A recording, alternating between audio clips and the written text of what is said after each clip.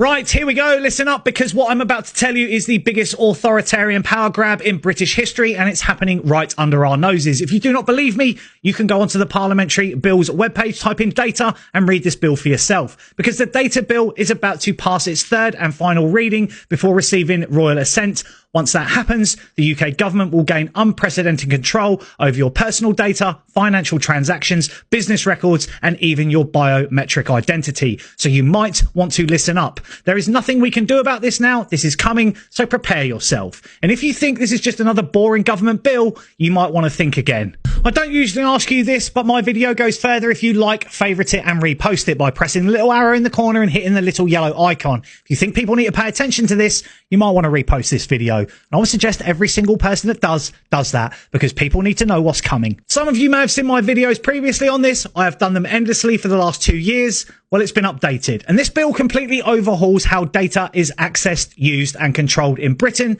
and it will introduce massive government control over personal and business data. Your financial transactions, purchases, service usage, and even customer reviews could be forcibly shared with the government. A digital verification service trust framework, a government-controlled identity system that centralizes digital ID verification, making every aspect of your online presence trackable, and new powers for regulators like the Financial Conduct Authority to force businesses to comply with government-mandated data sharing rules, and the removal of Independent Information Commissioner, replacing it with a state-controlled Information Commission, meaning data regulation will be fully dictated by the government. And if you've got this far, sounds pretty bad, doesn't it? Well, we are just getting started, because this bill gives the government the power to force businesses to hand over customer data. Everything from your purchases to your service usage history could be forcibly shared with the state. You understand, right, that a business is every single business. Insurance companies,